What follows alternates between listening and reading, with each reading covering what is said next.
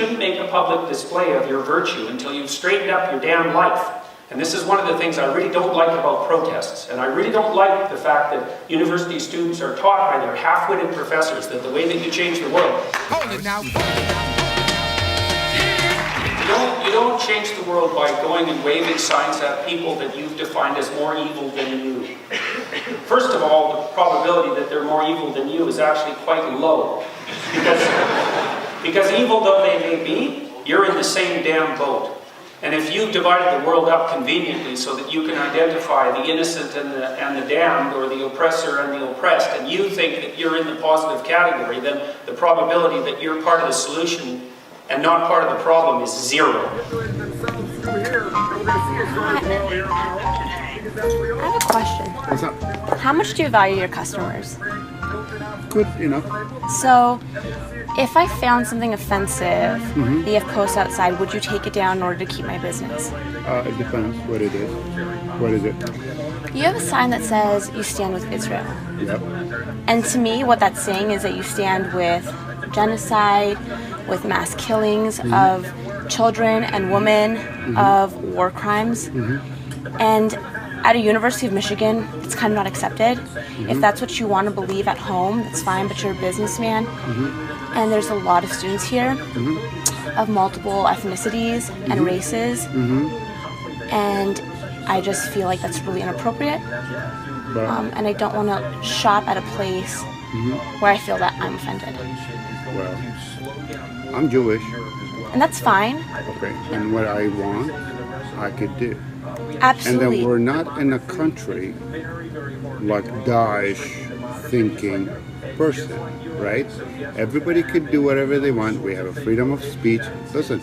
No, you're right. You do have the freedom of speech. I understand that. But what your freedom of speech is saying that you support hate, war crimes, people stealing.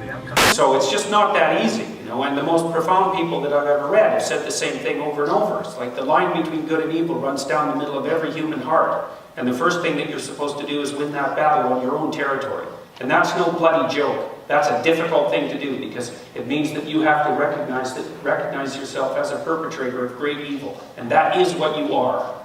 And that's a terrible thing for people to learn. You know, you look at the 20th century and you think, well, who brought on the horrors of the communist systems and the horrors of the Nazi systems? The answer is people just like you.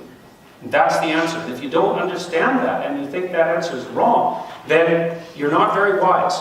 And it's not surprising, because the price that you pay for wisdom is radical disillusionment and the confrontation with evil. And no one wants that. Really. It's a terrible thing to confront. And that's because human beings are terrible creatures. Now, I think we're also absolutely remarkable creatures and wonderful creatures, but we have an unlimited capacity for brutality and evil. Just lie awake and think of pleasant nights we've spent under summer's magic spell.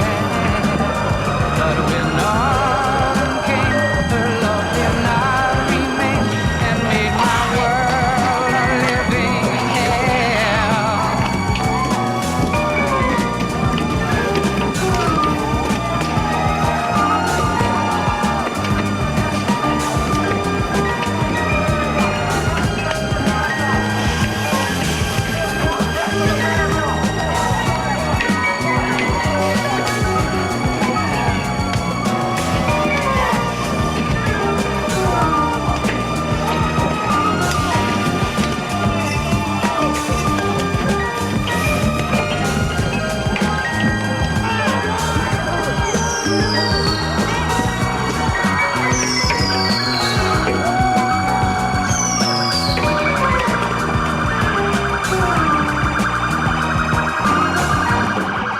So I'm going to ask you guys to think about something. So I talked to a friend of mine the other day. He's a very, very smart guy, and we've been talking about, well, all the sorts of things that we've been talking about tonight for a long time. And we were talking about the relative evolutionary roles of men and women. This is speculative, obviously. And because our research did indicate, it's tentative research so far, that the SJW sort of equality above all else philosophy is more prevalent among women. It's predicted by the personality factors that are more common among women. So agreeableness and high negative emotion. Primarily agreeableness. But in addition, it's also predicted by being female. And that's interesting because in most of the personality research that I've done, and as far as I know in the literature more broadly speaking, most of the time you can get rid of the attitudinal differences between men and women, or at least reduce them by controlling for personality. So if you take a feminine man and a masculine woman, then the poles reverse. But that didn't seem to be the case with political correctness. You're saying that I can't have a hairstyle because of your culture? Why? Do you know it was an Egyptian culture? Are you Egyptian? Nah, bro, I'm not.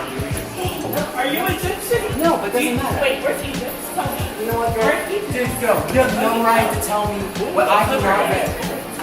Huh? Yo, girl, stop touching me. Yo, girl, you're right now. Come back. Get off of me. Come back.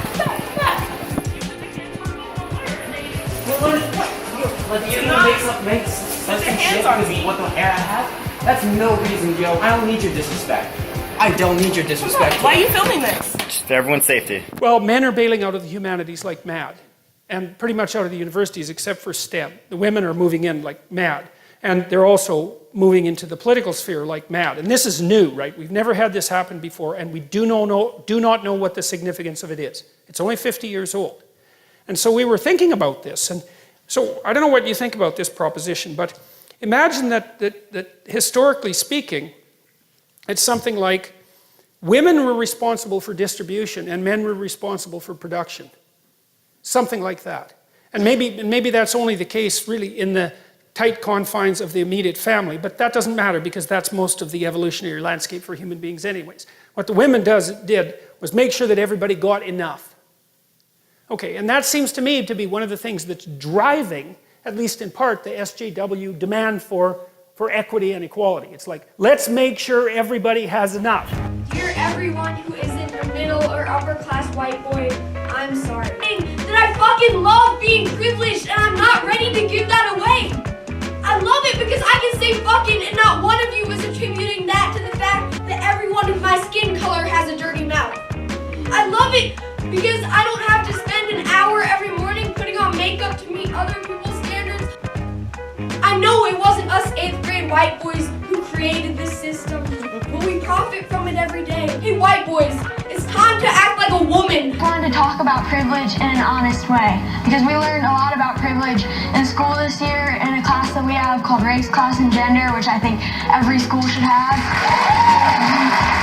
And so I just wanted to be honest about the privileges that I have and the fact that I love these privileges, but that it's a shame that other people don't get to enjoy those privileges. Wow.